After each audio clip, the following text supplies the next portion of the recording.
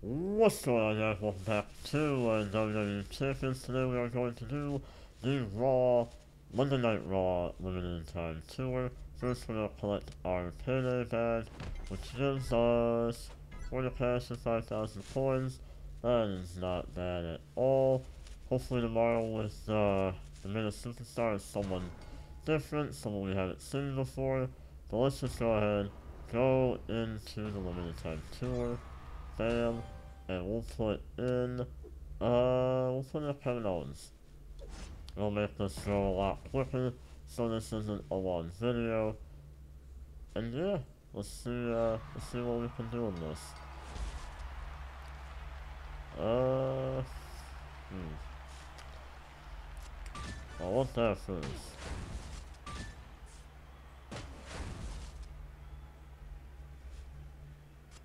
Take it again, too.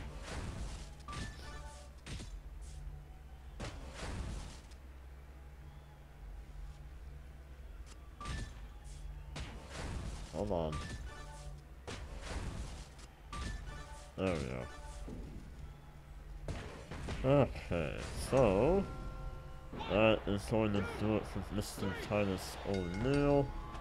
One of these times, if you guys want, let me know in the comments if you want me to attempt to continue on in the normal road tours and see if I can accomplish that. I'm currently on the Superstar tour, which is the last tour in the road. So if you want me to do it, let me know. And I'll give it a go. I'll do a video on it and see what we can do in that. Like I said, I'm on the last tour, so it would probably be a little bit more difficult. Honestly, that's gonna do a lot of damage right there. But yeah, let me know what you guys would like to see. If you do want to see it, I'll do a video on it. Why not? I'll see why not.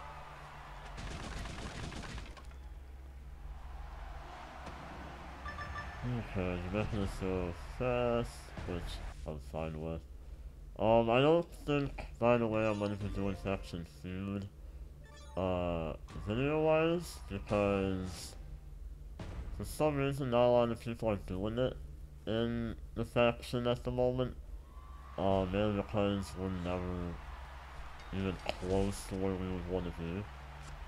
And a lot of the top factions that do it are just in a whole nother league.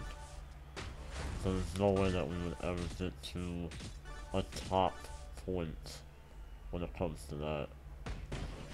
So we'll go ahead and take that, and that. Nice damage.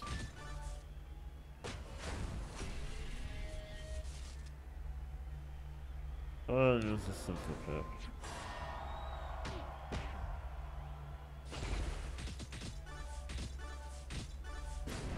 Okay, fair enough. I'll take that.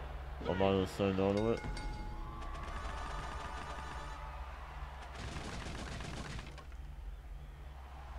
Fair enough. I will say this, it's kinda hard to like make things interesting. I don't want to deter anybody obviously, but yeah, when you do this will be part 46. Oof. Not a whole lot more you can end up doing when it comes to talking about stuff. You're able to talk about stuff like in one video. And then when you run out of stuff to talk about, it's not a fun time at all. But we'll see what we can do. I'll try to make things interesting for you guys if I'm able to. Find something to talk about. There's always something to talk about. It's wrestling. There's never a dull moment. There's always something that goes on when it comes to the world of professional wrestling. So let's see, what can we talk about? Well, let's see here. The biggest talk on the town at the moment is JBL's bullying. I can't even remember if we ended up talking about that in the video. I think we did. It was not that long ago too. But that seems to be like the biggest topic of conversation at the moment. In WWE, this whole JBL bullying stuff, all because, really because it started with Mauro Ranallo not showing up to Raw, not showing up to Smackdown, and then he ends up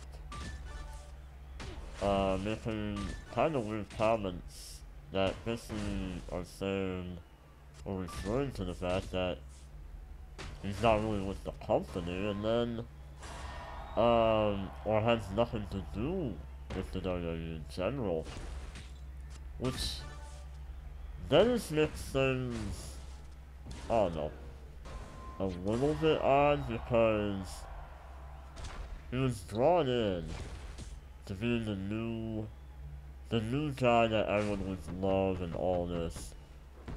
And then you have, like, it's obvious there's proof that he has, depression or whatever, and you end up having a situation where it's been well documented in the past that JBL is not the greatest guy to be with or work with in the locker room. And when you have that to do with depression, that's gonna happen. Those two personalities don't go well at all.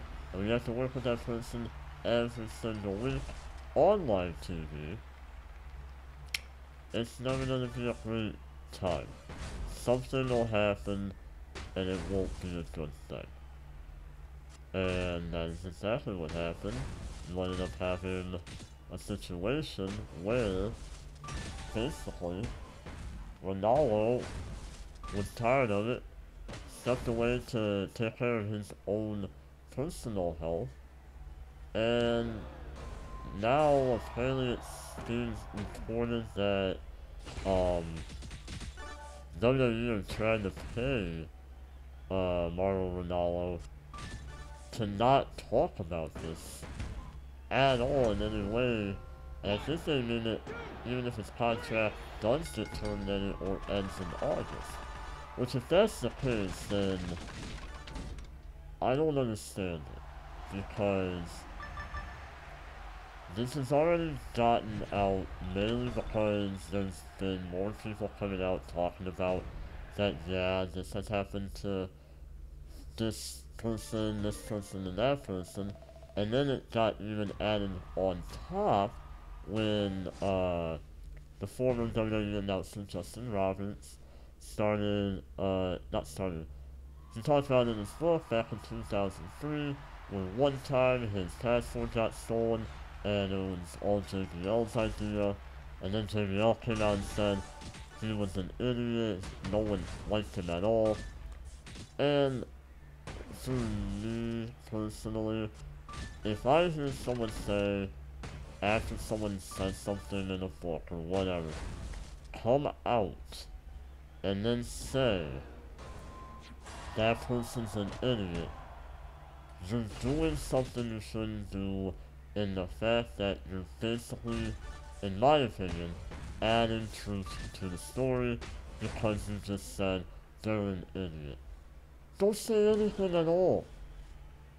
And now this story is starting to get attention through some of the mainstream media outlets, and like I said, former employees of WWE have come out and talked about, yeah, this was a situation that I was involved in.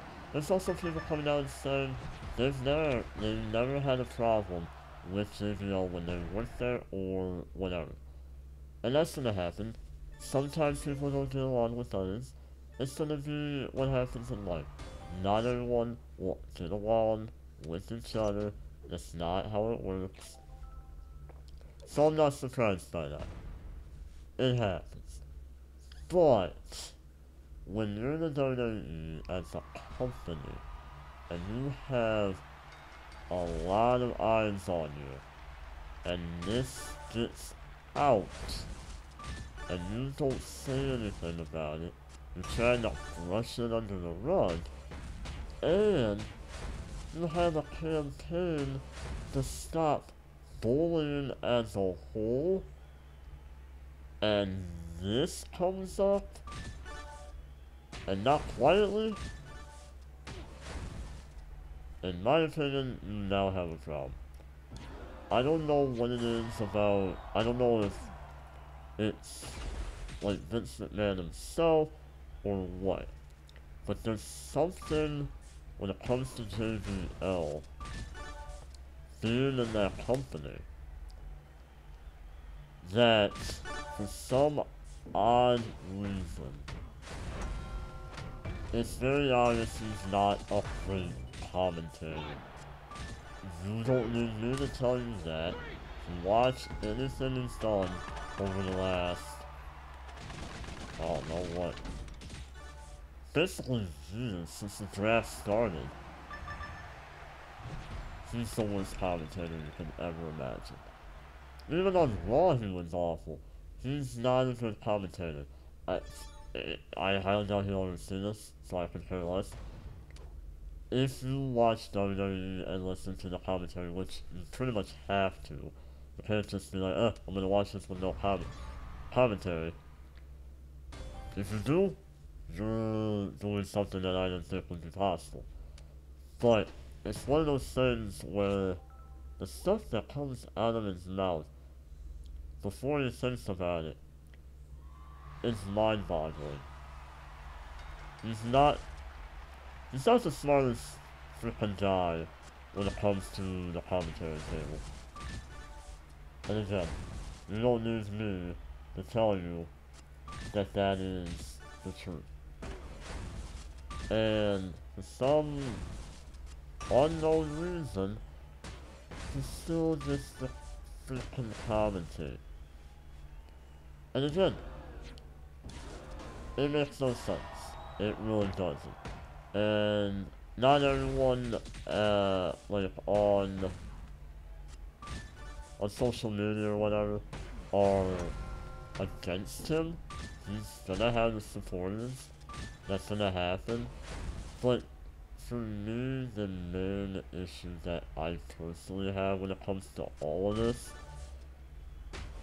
is when you, and I talked about this, I believe, when he went on the WWE Network, and I think the show is Bring It to the Table, he brought up the fact that Mauro Ranallo, I believe last year, won the Best Announcer of the Year, and JBL ended up winning the Worst Announcer of the Year, and because of that, JBL hated Mauro Ranallo.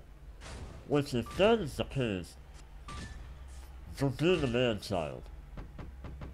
Someone's better than you, it's gonna what if it, okay. Let me put this as a hypothetical. Let's say JR is now Mauro Ranallo. Like, JR has been on Smackdown since the draft. He's their lead announcer with JBL and Otunga. JR wins the award. Thanks I can't remember who it was. Was it the Wrestling Observer that did the award? I can't remember exactly if it was them or not. But he goes on to Twitter or Facebook or his blog that he has and gives thanks for getting the award for being the best commentator of the year. And then of course JBL gets worst commentator of the year. So now is JBL gonna just say I hate JR and I'm gonna make it known one way or another? That's how I'm looking at it. Is that the right way to look at it? Probably not. But that is how I personally look at this whole situation. No matter who it was. It could have been, I think, anybody at this point. No matter who it was, JBL does not like being told publicly he's not good. To put it blunt, he sucks at his job. And one of my favorite things that I'll always remember, when it comes to JBL actually, is, for me, one of the infamous lines from a few years ago that Paul Heyman said at a ECW One Night Stand, I believe, '05, the first one, was he did the whole shoot promo and kind of went on about the people that were there because they had a crusade of Raw and Smackdown people and they, I don't know, I wouldn't say sabotaged, but they showed up to One Night Stand to kind of like ruin it in a way, but they didn't ruin it obviously. And before the show started, Paul Heyman came out, you know, thanks the fans and all this and that. And then he was gonna leave, but he's like, before I leave, I almost forgot about, no, what was it? Before I leave, I got something to say to you. And it goes on, and it's a fantastic promo. He talks about Eric Bischoff, Edge, and then lastly JBL. Sends to Eric Bischoff. You know, I've waited a long time to say this, Mr. Eric Bischoff. It's not Paul Heyman going to a WCW pay-per-view. It's Eric Bischoff going to an ECW pay-per-view with his tail tucked between his legs. And then, no, oh, whatever. Then he goes on the Edge and says, no, I know no one with a written promo has the balls to say this, but I've got 3 words for you, or 2 words for you, and it's Matt frickin' Hardy, which at the time was a very big deal because this was when Matt Hardy, I believe, left the company due to the whole Edge Lita real life romance that got out and was public, and it wasn't a good situation. So that was the thing. And then he's like, before I leave, I almost forgot about you.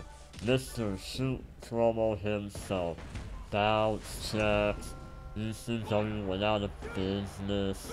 And he's talking to JBL during all this. And like I said, one of my favorite, shoot promos. And he says, since you wanna shoot, cowboy. Oh, I think it was that. The only reason why you were WWE Champions for a year was because Triple H didn't want to work Tuesdays. And I've watched that video numerous times. Every time I've gotten a good chuckle out of it. And it makes me think about it every time I watch that video. And now with all this going on, it pops into my head, I'm like, considering that time, this was the 2004, maybe like 2003 if I'm not mistaken. I could be wrong, this is when I was really starting to get super into it. You had basically, on Smackdown, you had JBL, John Cena, Brock Lesnar, Kurt Angle, The Undertaker, Big Show. Then those were the main, Eddie Guerrero. Those were the main guys. Oh, it was 2004 because 2004 was when okay. So 2004 and 2005 was JBL's year-long WWE title reign. I remember that now. Oh hey, I can actually enhance somebody. Holy shit. Give me a second. I'll continue my thought here in a second. Do I have a mission for that? Of course not. I'm gonna dump that, and then I'm gonna dump that. Oh, well, of course. Enhanced Superstar. We'll wait on that. Do I really have enough now to finally enhance? Holy crap, I do. I don't have enough for Big John stuff, of course. Yeah, no. Alright. back on track with my story. So, when you say for that, actually, you know what? No, I'll finish it. I'll finish this. So basically, you have, oh wow, I can enhance too. Oh no, there's no way. Yeah, there's no way I can enhance too. So you have those guys on Smackdown. You know, Brock Lesnar, Kurt Angle, Big Show. That was like the big feud for 03, in the part of 04. And then, and Guerrero beats Lesnar, becomes champion. And then he feuds with JBL. JBL becomes champion. Ends up being champion for a year until John Cena beats him. My question that I always wonder is, why when you have all those people on SmackDown, and it worked really well, you chose... I know there was injuries. You had... Kurt Angle, I believe, was hurt. Brock was unhappy at the time, which is leads into WrestleMania 20 and him quitting. And Guerrero wasn't really happy being the champion, and John Cena wasn't ready yet. Which is why he gave it to JBL. He feuds with The Undertaker. Doesn't beat he beats The Undertaker. And Undertaker doesn't beat JBL for the title. He beats him, but he never beats him for the title. Why not have SmackDown until the Rumble, maybe No Way Out? Have The Undertaker be champion on SmackDown. It would have worked. It didn't. JBL was champion for a year until John Cena got, the holy grail moment of his WrestleMania moment of beating JBL for the title. But that is that. I apologize for rambling. It happens. I didn't think it would take that long to go on about it, but that is going to do it. Hopefully you all enjoyed the video. If you did, hit the like button and subscribe for more WWE Champions content. And as always, I'll see you all later.